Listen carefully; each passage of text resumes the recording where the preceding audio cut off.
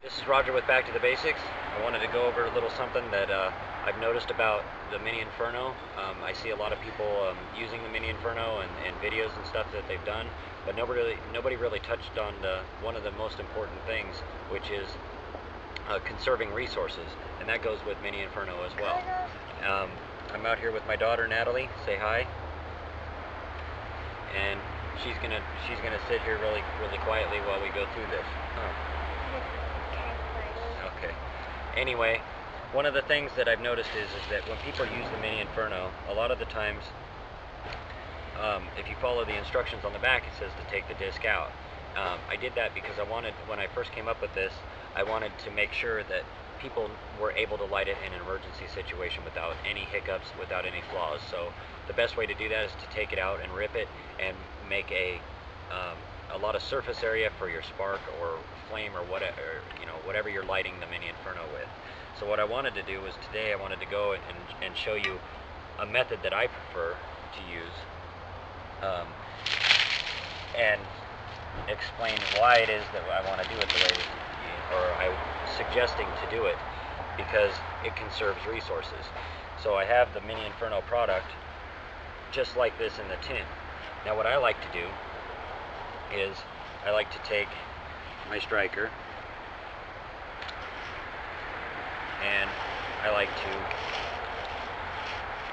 and I don't know how well you're going to be able to see this, but I like to take the whole center and I just like to fluff it up. And I can do that with the striker edge, a stick, or whatever. But I give myself enough surface area to where I can actually get a spark really easy. So I take this and I light my Mini Inferno. Now what I like to do at this point, and usually before it's set up, is I like to build my fire over the top.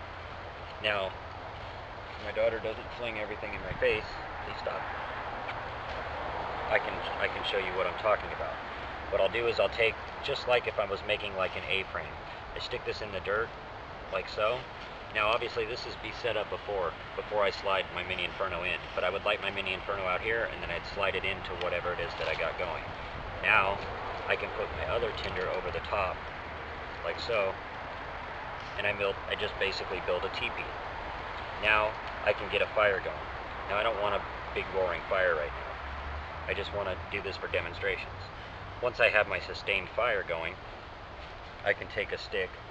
Can I use this real quick?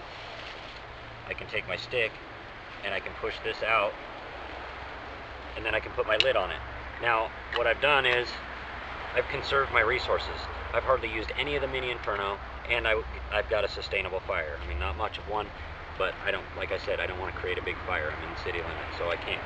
But anyway, the point is that rather than using an entire disc every time you want to build a fire, or a piece of a disc every time you want to use a fire, all you need to do is light the Mini Inferno in the tin, just like that, slide the tin underneath whatever it is that you're trying to get started in fire. Once it's lit, slide this out, put the lid on top. It'll put the fire out. Once it cools down and it's not as hot inside here, you can sit here and open this up and tamp it down,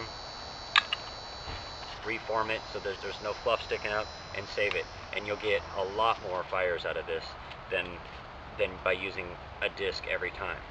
So something I just wanted to go over. Like I said, you can tear it open if you want to, and you know, if you're really desperate for a fire and you need to have a fire, you can do it that way if you want to be sure. But honestly, the best way is to just fluff up the center, ignite it, slide it underneath, and let your fire get started, then slide it out, put the lid on it, and call it a day, and you've conserved your resources. And that's important in a survival situation. So again, this has been Roger with Back to the Basics. This is Natalie. Natalie, who are you with? Back to the Basics?